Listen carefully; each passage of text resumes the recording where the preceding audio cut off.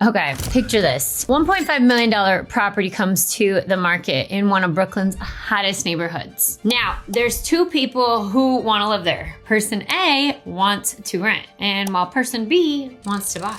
Who comes out ahead? It's your girl Lizzztings. Welcome back. I help investors and buyers all day long here in the greatest city in the world to figure out what's the best move for their financial situation. So let's get right into it. We're looking at person A and person B, rent versus buy. So in this video today, we're gonna go over the cost that it would cost you to buy this property, but also what it would look like if you wanted to rent and who ends up coming out ahead. And when we're talking about coming out ahead, I'm talking about financially. What are the financial gains versus the financial losses based on buying versus renting? This is a series, so if you haven't seen my other videos on rent versus buy, take a look. All right, let's get right into it. So we're looking at the same property, same income for person A and person B, but two completely different decisions. Person A is gonna rent out one of the units in the two family for $5,000 a month. And person B ends up buying the entire two family and they're gonna live in one unit and rent out the other. So this is where it gets really interesting. So person A rents one unit for a month. Person A says, I don't want the responsibility, I don't want the commitment. So they rent out one of the two family units for $5,000 a month. Their equity gained is zero, and they are paying $60,000 annually to live in this hot neighborhood in a nice unit in Brooklyn. Now, here are the benefits if you are a renter like person A. Have a lot of flexibility, so you're not really stuck in one position, but at the same time, it can be a loss when it comes to the fact that your net worth is not increasing. You don't have any type of gain from this property.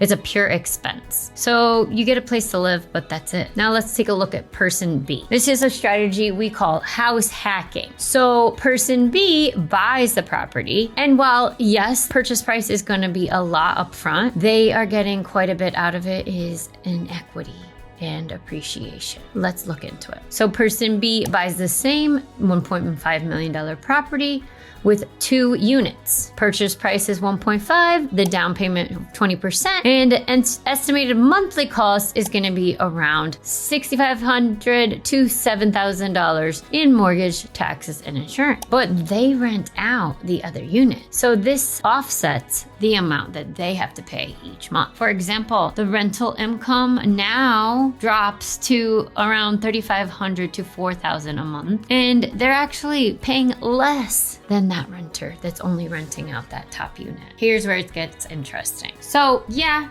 of course you can say, sure, the renting is cheaper. Right off the bat, it's cheaper, but the wealth gap begins to accrue after you look at time over appreciation and equity. Let's look at that principal pay down and the wealth gap that's created each month. So every month your payment goes back into that principal. As a buyer, you are getting $10,000 to $15,000 in year one from the principal paid down. And appreciation in New York City averages around 5% conservatively. We're gonna say 4% for the purpose of this video. So that's around if you're looking at $1 million, 4%, that's going to give us $40,000 in gain, and it increases at that $1.5 million price point. And honestly, the tenant income that you're getting from the person who's renting out the other unit also offsets all of these costs in the portion of the mortgage. And so at 4% appreciation in year one, person B makes a gain of $60,000, while the renter has stayed completely at putting that money in an expense that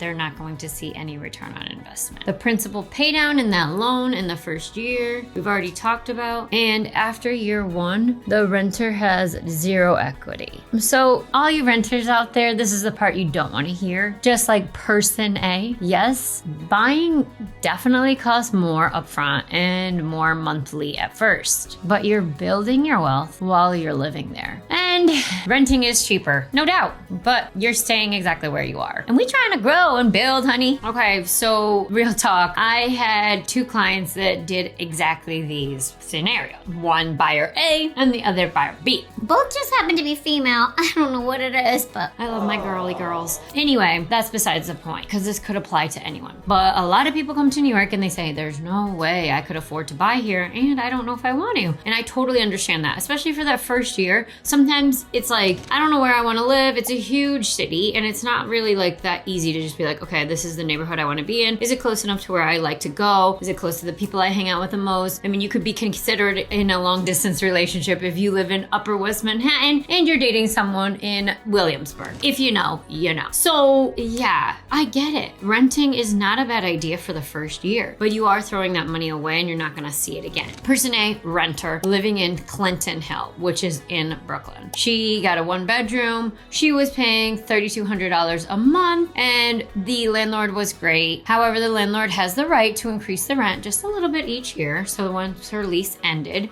she said to me, you know, I've actually considered buying. I'm not sure if I want to do it, but I wanted to speak to you and see if I'm financially ready. So I put her in touch with my lender. He set up a plan and just runs her credit on a soft basis. So that doesn't mean that you're actually taking a hard credit pull, and it doesn't do anything impacting your score. But she's able to see where she stands right now and what she wants to do in savings as far where she would need to be at financially in order to get there. Fast forward to this year, she took the 6 months she needed to build enough savings so that she could put that money down, because there is a lot that costs up front when you're purchasing a home that you have to put down. Not just a down payment, but there's a lot of other parts that are closing costs that require you to have a little bit more saved than just that initial down payment. So now we're in the process of finding her first house hacking home. She's looking for that 2-family, and she is going to live in one unit and rent the other. She's lived in the city for such a long time. She knows she wants to stay here. She's saying to herself, dang, I wish I got in sooner, because the prices and appreciation of homes are only increasing. So that happens a lot. It even happened to me. When I first bought my place, I was like, I don't know why I waited so long, but it has to click with you. And when it does, you know where to find me. Let's talk about person B. So I have a client that found us that was moving here from San Francisco. She and her husband wanted to house hack. They're savvy investors. They own some properties over in the Bay Area. They already knew all about what this means to house hack, live in one unit and rent out the others. We looked long and far, but they didn't even come here. They trusted me to do all of this virtually, and it was the dead heat of summer. and I was coming all over Ridgewood, Astoria, Long Island City. If you know, you know. They wanted to be in Queens. And so we found a property in Long Island City that was a 4-family, right around 1.5. And she is Happy as heck. now, the tenants had lived there for years, and they had been paying the same month-to-month rent. So at first, she had to have that tough conversation, and she was a little nervous to say to them, hey, you have a 3-bedroom here. I'm gonna be increasing the rent to market value. Are you planning on staying, or would you like to move on? Now, you do have, as a new landlord, the ability to say that in a free market building. So she served them with that notice, gave them 60 days to make their decision, and they understood that for the last 10 to 15 years, they were getting away with such a steal that they understood, no, now is time for us to pay market value, and now they're up to $3,500 a month. She did have another tenant who wasn't so favorable and excited about the increase, but also had a little bit of a hoarding situation going on. So she wasn't comfortable with keeping her there, and I don't blame her. Now, this client still was living in the property, planning on staying there for a long time. She was renovating the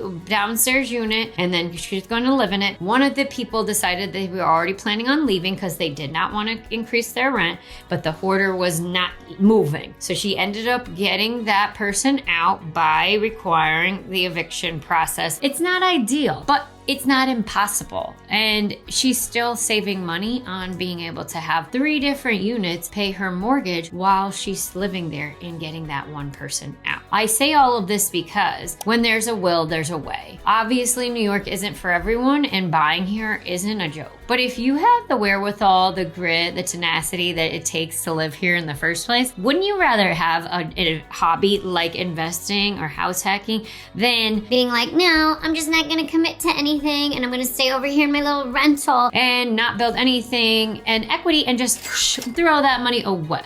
No, thank you. And I mean, I'm not gonna buy that little excuse about interest rates because people are like, oh, the interest rate is gonna go. No, if you look at the math from an interest rate perspective from 2020 to 2025, you can see that the appreciation that a property has is much stronger than what we've seen with the interest rates fluctuating just a little bit throughout the last 5 years. So you can't make that as a valid excuse anymore as to why you're not doing it. You just have commitment issues. And I'm not trying to throw shade at anybody, but come on, you know it's the truth. I'm talking to you. And it doesn't have to be that way. Even if you wanted to get a condo rather than buy a multifamily, it's a better investment long term than throwing your money out the door and not ever seeing it again. The math ain't mathin', people. So that's person A and person B, same income, same city. Completely different trajectory. Whatever you choose is not a right or wrong answer. It's just how much money are you willing to throw away to a landlord when you could be the landlord and take that on. Now, I want to get into that. That reminds me, a lot of people have this nervous scarcity mindset when it comes to finding good tenants. And that's what you have me for. Lastly, let's get into some of those most common questions I hear from people who are on the fence about renting or buying. First, so if you purchase a property and the market crashes, hold on to it. You don't sell it, you keep it. And if you need to leave the city, you rent out all the units or you rent out the one unit if it's a condo, if you're buying a single family. If it's multifamily and you're living there, then of course you just rent out the unit that you were in.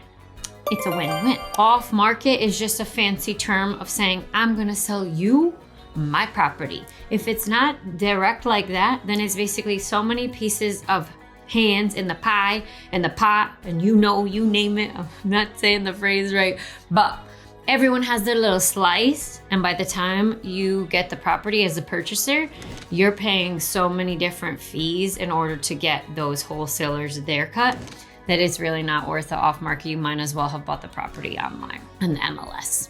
Another big question or statement I hear from a lot of people who are on the fence, I don't want to be a landlord. I don't want to get that call in the middle of the night, fix toilets, fix anything that's broken in the property, be that emergency person.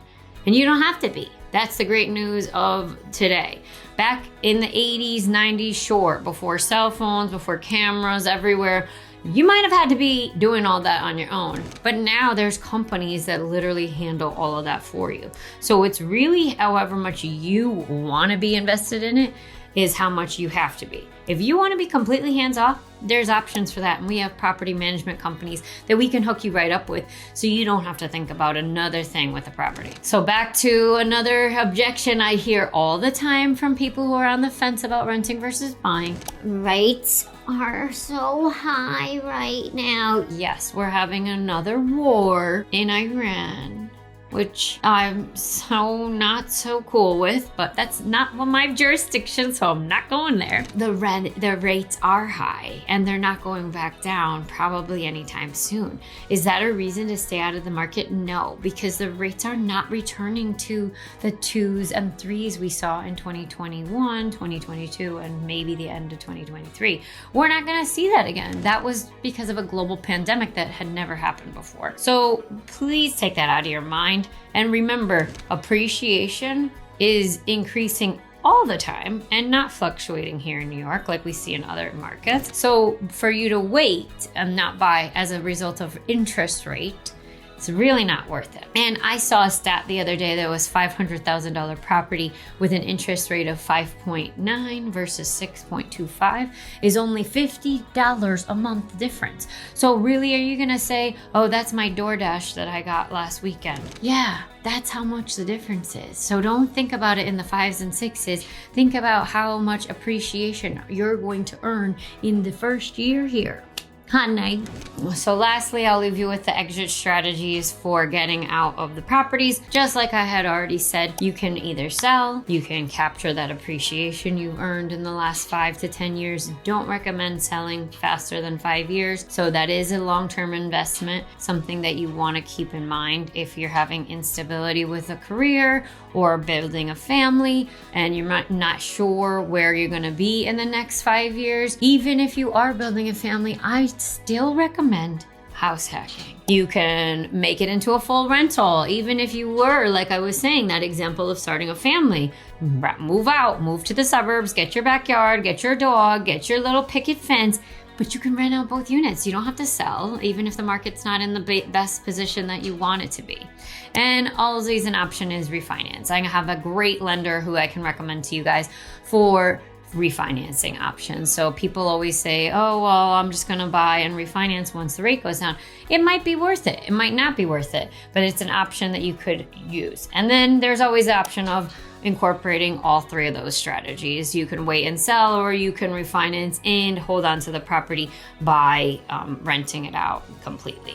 So if this video was helpful for you today and you might be interested in buying something here in the greatest city in the world, it's your girl Lizzdtings. I would love to have the opportunity to just chat with you where you're at, what you're planning on doing in the next couple of years financially, and as far as buying a property in New York. I highly recommend don't overlook it. Don't think that it's not achievable, because someone in the bracket of making anywhere over 200K a year definitely can afford it and definitely should consider it. All right, we'll catch you on the next video. Please like and subscribe. You want it, you got it, honey. Why do you want to work with Lizzdtings? I want to work with Liz and Lizzdtings because she is quick, fast, and sassy. And I'm telling her what I need. She listens, and, I'm asking her questions, and she's like, oh, Lisa, I got you. You don't have to go down the list. I've been doing this for years. And, I'm the type of person that's, very scared and I'm like hands-on,